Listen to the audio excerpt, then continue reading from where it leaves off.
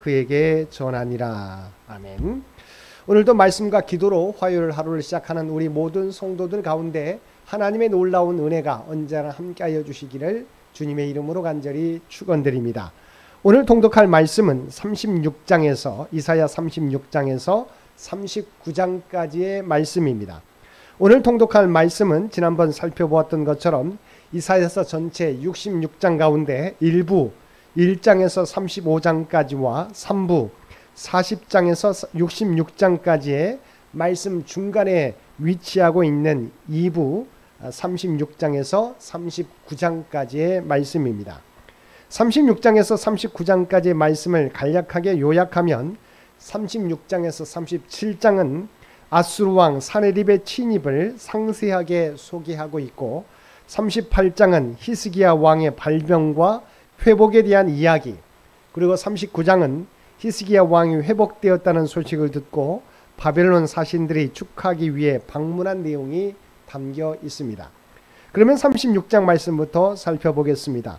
36장 전반부는 아수르 왕 사네립이 유다를 침공하여 유다 대부분의 성읍들을 정복한 후에 군대 장관 랍사게로 하여금 예루살렘을 포위하게 하고 반아수르 정책을 취한 히스기야를 질책하며 항복할 것을 종용한 사실을 보도하고 있습니다. 먼저 1절은 아수르 왕 사네립이 유다를 침공하여 예루살렘을 제외한 유다의 모든 성읍들을 정복한 사실을 보도하고 있습니다. 다음 2절과 3절은 사네립이 그의 군대 장관 랍사게를 예루살렘으로 보내어 성을 포위하게 한 사실과 이로 인하여 히스기야가 다시금 협상 사절로 국내 대신 엘리야김과 서기관 셈나 그리고 사관 요아를 랍사게에게 파견한 사실을 보도하고 있습니다. 다음 4절에서 7절은 사네립이 랍사게의 발언을 통하여 히스기야가 애굽과 하나님을 의지하여 자신을 배반한 사실에 대하여 실책한 사실을 보도하고 있습니다. 8절에서 10절은 랍사게가 애굽을 의지하여 아수르 왕을 배반한 히스기야는 결코 아수르 왕을 이길 수 없다고 조롱하고 아수르에 의한 유다 멸망은 여호와의 명령에 따른 것이라고 거짓되게 말함으로써 히스기야에게 아수르를 대적하지 말고 항복할 것을 암묵적으로 종용한 사실을 보도하고 있습니다. 11절 이하의 말씀에서는 사네립의 군대 장관 랍사게의 예루살렘 거민들을 향한 투항 회유와 여호와 모독에 대하여 보도하고 있습니다. 11절과 12절은 유다의 사절단이 랍사게를 향하여 히스기야에 대한 조롱과 항복 요구를 유다 방언이 아닌 아람 방언으로 말할 것을 요청한 데 대하여 랍사게가 거만한 말로 묵살하며 예루살렘 거민들이 자기의 대변과 소변을 먹고 마실 것이라고 함으로써 예루살렘 거민들을 위협한 사실을 보도하고 있습니다. 이어 13절에서 17절은 랍사게가 예루살렘 거민들을 향하여 히스기야의 말을 듣지 말 것과 안전과 신분 보장 등을 내세우며 투항할 것을 종용한 사실을 보도하고 있습니다. 다음 18절에서 20절은 랍사게가 계속해서 예루살렘 거민들을 향하여 여호와 신앙으로는 예루살렘이 결코 구원받을 수 없음을 말하며 여호와를 의뢰하라고 한 히스기야의 말에 속지 말라고 충동한 사실을 보도하고 있습니다. 끝으로 21절과 22절은 예루살렘 거민들이 랍사게의 투항 종용에도 불구하고 히스기야의 명령에 순종하여 잠잠히 침묵한 사실과 랍사게에게 파견되었던 히스기야의 사절단이 통탄해하며 돌아와서 랍사게의 말을 히스기야에게 보고한 사실을 보도하고 있습니다. 37장 전반부는 사네립과 랍사게의 항복 요구를 받은 히스기야가 여호와를 의뢰한 것과 그에 대한 하나님의 응답에 대하여 보도하고 있습니다. 1절, 2절 상반절에서는 랍사게에게 파견하였던 사절단들의 보고를 들은 히스기야가 통탄해하며 하나님께 구원을 호소하기 위하여 여호와의 전으로 가고 엘리야김과 셈나 그리고 제사장의 어른들도 회개와 통탄의 표시로 굵은 베옷을 입습니다.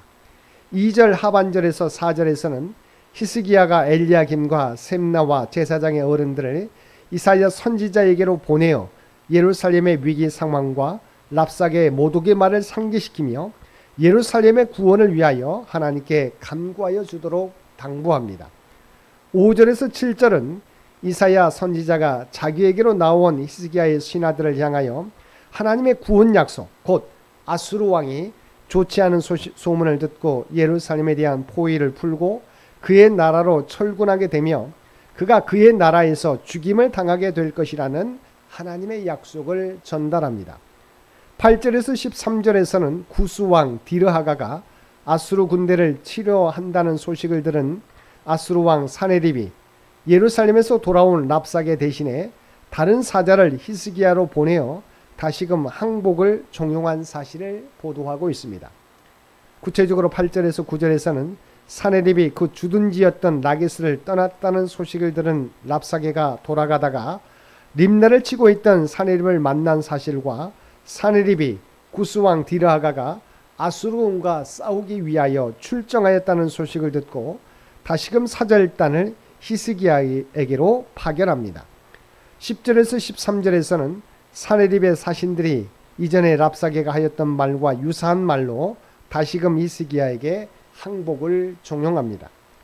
14절에서 20절까지 말씀에서는 사네립의 제2차 항복 요구를 받은 히스기야의 신앙 고백적 기도에 대하여 보도하고 있습니다. 14절과 15절에서는 사네립의 항복 요구서를 받은 히스기야가 여호와의 전으로 올라가 하나님 앞에서 그 글을 펴놓고 하나님께 기도합니다. 16절에서 20절은 히스기야가 하나님 앞에 엎드려 기도한 내용을 보도하고 있습니다. 구체적으로 16절에서는 여호와 절대 유일 신앙 고백으로서 여호와께서 천하만국의 유일하신 하나님이 되심과 천지를 지으신 창조주가 되심을 고백하고 있으며 17절에서는 사네립이 여호와를 모독한 사실을 고발하고 있습니다. 그리고 18절과 19절에서는 사네립이 이방 나라들을 멸하고 이방의 신들을 불에 던진 일에 대하여 히스기야 자신의 신앙적 인식을 피력하고 있습니다. 즉 사네립이 이방 나라를 멸하고 그 신들을 불에 던질 수 있었던 것은 그 신들이 참된 신이 아니라 단지 사람의 손으로 만든 것에 불과한 것이기 때문이라는 것입니다. 이런 히스기야의 고백에는 하나님은 이방의 신들과는 달리 살아계신 참된 신이기 때문에 능히 예루살렘을 구원하실 수 있을 뿐만 아니라 당신을 모독하는 사네립을 심판하실 것이라는 믿음이 내포되어 있습니다. 20절에서는 여호와의 영광을 위하여 예루살렘을 구원하여 주실 것을 간구하고 있습니다. 21절에서 35절까지 말씀에서는 히스기야의 신앙 고백적 기도에 대한 하나님의 응답으로서 당신 앞에 기고만장하며 온갖 모독적 언사를 내뱉은 사네립의 패퇴와 예루살렘의 구원에 대하여 약속하신 사실을 보도하고 있습니다. 먼저 21절은 하나님의 응답에 대한 서론적 언급으로서 이사야가 히스기야의 기도에 대한 하나님의 응답을 전달할 사람을 히스기야에게 보낸 사실을 보도하고 있습니다. 이어 22절에서 35절은 이사야가 히스기야에게 보낸 사자가 대언한 하나님의 응답의 말씀을 보도하고 있습니다.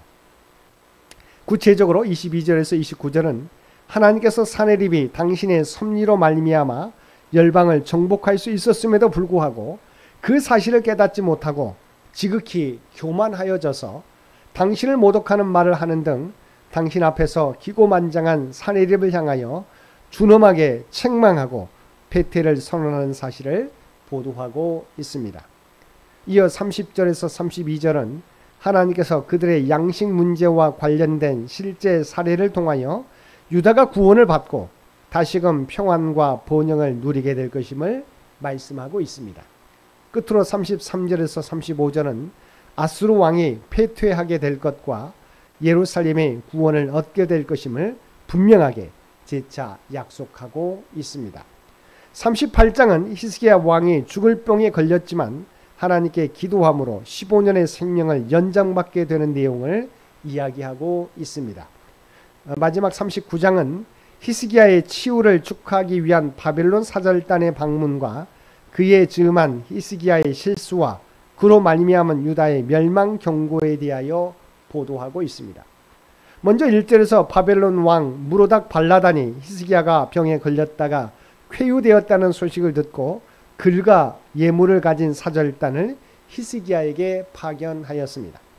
이어 2절은 무라닥 발라단의 동맹제의를 받은 히스기야가 기뻐하며 동맹제의 수락의 의미로 바벨론 사절단에게 나라의 보물 창고와 무기고를 보여주는 실순을 범한 사실을 보여주고 있습니다. 다음으로 3절에서 7절에서는 이사야가 히스기야에게 나와 질의응답 형식으로 왕의 경고망동을 질책하며 하나님의 이름으로 히스기야의 자손들이 바벨론에 사로잡혀 가게 될 것임을 선포하여 유다가 결국 바벨론에 의해 멸망하게 될 것임을 예언하였습니다. 8절에서는 이사야의 심판 경고에 대한 히스기야의 반응으로서 그가 하나님의 경고를 겸허히 수용하는 태도를 보입니다. 우리는 본문을 통하여 인간은 그 누구도 완전할 수 없고 실수할 수밖에 없는 허물 많은 존재라는 사실을 다시금 확인하게 됩니다. 사랑하는 성도 여러분, 우리는 섰다고 생각하는 순간 바로 넘어질 수밖에 없는 연약한 존재들입니다. 그러므로 날마다 나의 나된 것은 오직 하나님의 은혜임을 고백하며 겸손하게 믿음의 길과 우리에게 주신 사명을 충성되이 감당하며 살아가는 저와 여러분 모두가 되시기를 주님의 이름으로 간절히 축원드립니다. 함께 기도드리겠습니다. 사랑과 은혜가 충만하신 아버지 하나님, 오늘도 말씀을 통하여 우리가 얼마나 연약하고 부족한 존재인지를 깨닫게 하여 주시니 진심으로 감사드립니다. 언제나 우리의 마음이 교만해지지 않도록 우리의 마음을 감찰해 주시고 늘 겸손하게 주님만 의지하며 나아가는 우리 모두가 되게 하여 주시옵소서. 오늘도 이 나라와 이 민족을 위하여 드리는 주의 백성들의 간구를 들어주시고 하나님께서 친히 통치하시고 인도하여 주시기를 원합니다. 100주년을 준비하며 나아가는 창현재단과 창현의 가족들의 모든 기도와 봉사와 헌신을 기억하여 주시고 오직 하나님의 뜻과 영광을 나타내게 하여 주시옵소서. 올로 장로님들과 연로하신 권사님, 주의 백성들을 눈동자와 같이 지켜주시기를 원합니다. 또한 특별히 환우들 가운데는 하나님의 놀라운 치유와 회복의 역사를 나타내 보여주시옵소서. 경제적 어려움 당하는 주의 백성들을 아시지요. 그들의 어려운 마음의 형편들을 아시지요. 주께서 그들에게 필요한 은혜를 날마다 부어주시옵소서. 특별히 사랑하는 자녀들에게 하나님의 믿음을 더하여 주시고 하나님이 주신 능력과 지혜를 통해서 하나님의 꿈과 비전을 이루어가는 모든 사랑하는 자녀들 되게 하여 주옵소서. 오늘 또 우리에게 복된 하루를 허락해 주신 것 진심으로 감사드립니다. 주님과 날마다 동행하게 도와주시옵소서. 우리가 우리의 연약함을 늘 기억하며 하나님을 의지하며 나아가는 우리 모두가 되게 하여 주옵소서. 또한 우리가 하나님의 구원받은 백성이라고 하는 정체성을 가지고 우리가 발을 딛고 살아가는 삶의 현장에서 그리스도의 아름다운 향기와 선한 영향력을 드러내며 살아가게 하여 주옵소서. 이 모든 간구 우리를 구원하여 주신 예수님의 이름으로 간절히 기도드리옵나이다.